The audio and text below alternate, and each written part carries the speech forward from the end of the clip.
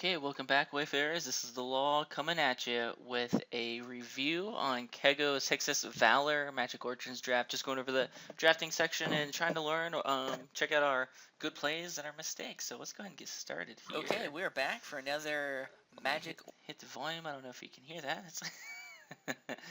I always like to jump to 2. All right, what do we got going on here? Go, go, go, go. Hixus, of course, we want to take Hixus, but let's take a little look at what else we have in there. Ancestor. Oh yeah, so the quality of this won't be necessarily the best. It's kind of interesting because Keegan wasn't recording it. We were doing our Google Hangout, and I was recording my screen, watching his screen, and now we're doing a recording of my screen, watching his screen. So hopefully you'll know the cards. But Anchor into the Ether would have been good. Hydro Slash, Rocks Maulers, Anchor. Really, the only choice is Titanic Growth, and then eventually Gold. But Hixus is definitely a good pickup here.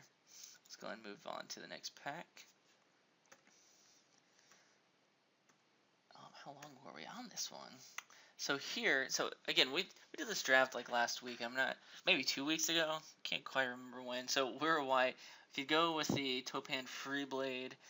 Would be a pretty strong pick, or do we want to go with the green white, the Citadel Custodians? What would I do here, right? This immediately pushes you into green white. You also have, so if I so many options here, right? Maybe it's just a Topan, just like force white, just be like, okay, we're getting all the white. But I think the power level, the Custodian or the Citadel Custodians are good enough. Yeah, I would pick that up, but that Topan Freeblade is very tempting. Which one does he go with? That is the question. Went with the Topan. Okay, so that would have been a divergence. Now looking back, I would be trying to force a green and white here, so I wouldn't have the Topan, but I'd have the Citadel. Out of this one, so looking at this pack, sure, yeah, I think the Titanic Growth is better than the Griffin.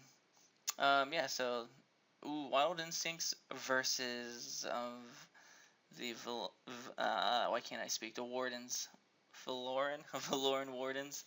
I think it's Wild Instinct. Just take the removal. It's pretty strong. Passing the 3/2 Knight. Passing. Yeah, that's tough. Yeah, I take the removal here. Even though if I would have had the Citadel, the Renown would be more powerful there. But look at that green. Yeah, taking the 6/6 Sky Snare Spiders, definitely the pickup here. Yeah, even like, yeah, you don't want to necessarily drop. Oh, like I'm saying, you don't want to marry your first pick, maybe. All right, this is actually going according to plan. Yeah, I take the Recluse over the 2/5, maybe the 2/5.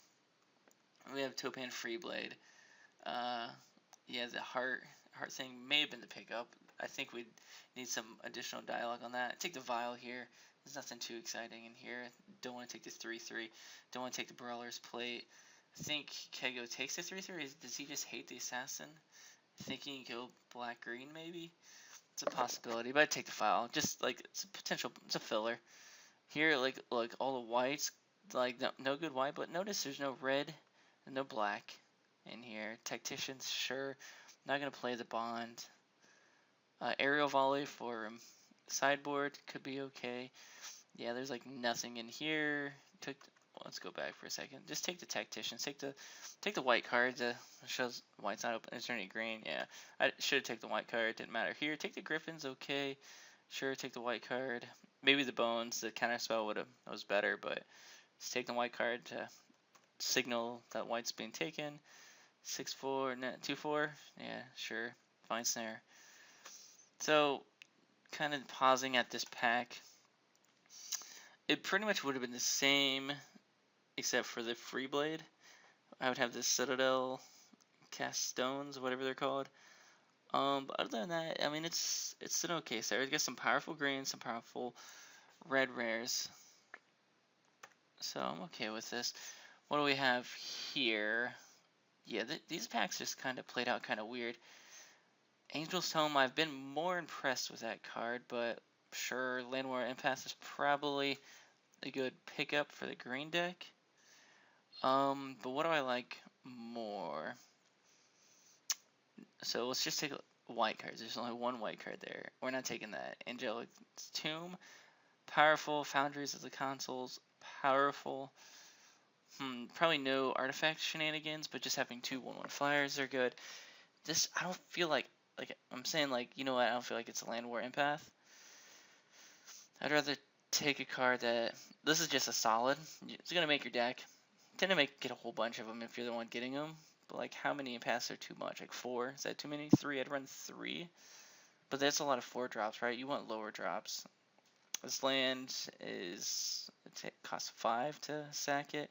Maybe the Angelic's Tomb, like, I've seen some good things from it. It's not like an awesome, like, I don't like first picking it, but I think it's good enough to take here versus the empath. What do we have here? Yeah, Knightly Valor, Spectacular. I mean, that's even, I'm clicking on before he can click away. Rock Maulers is an option. Might of the Masses is an option for this deck, but Knightly Valor, you just gotta take it and win with it, right? So hate the rare. No, take rock. So here's a good question here. Like, what do you do here? Do you take the Frika's Disciple or the Rock's Maulers? So his converted mana cost is really high already, right? We got a whole bunch of 4 and 5s and a 6. Only a couple 2s. So maybe the 4 is like lower casting cost. It's a little better here. But Rock's Maulers is such a strong card. Hopefully he takes the Rock's Maulers. That's what I would take here. The idea is every time I play against it, if I don't have removal, it just becomes a 6/6 and I die to it. Like, even like you get a double, triple block with it, and then you just lose it. Suppression bonds is a great pickup here. Like, this deck is really starting to come together. We just need to pick up some 2-drops. That's really making it. Oh, jumped ahead. So 2-drops, Celestial Flare versus the Rune Servitor. I just said we need to get some 2-drop creatures. I guess 2-drops. Celestial Flare is a 2-drop. In this case, I think it's like halfway through the draft. Take the removal. Yeah, get another Empath versus Orchard Spirit.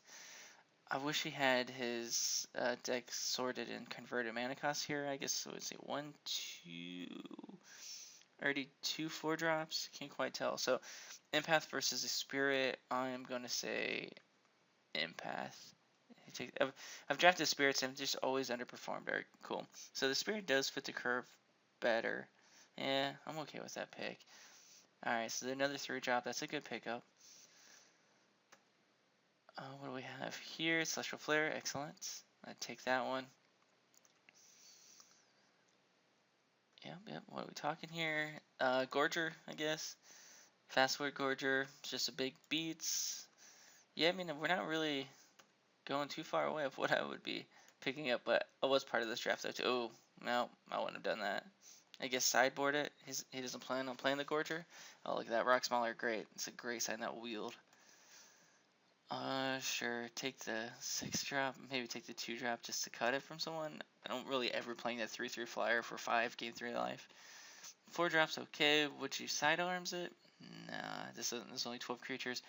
Not quite a sidearms deck. That 4-drop's okay, but man, need some 2-drop creatures pretty badly.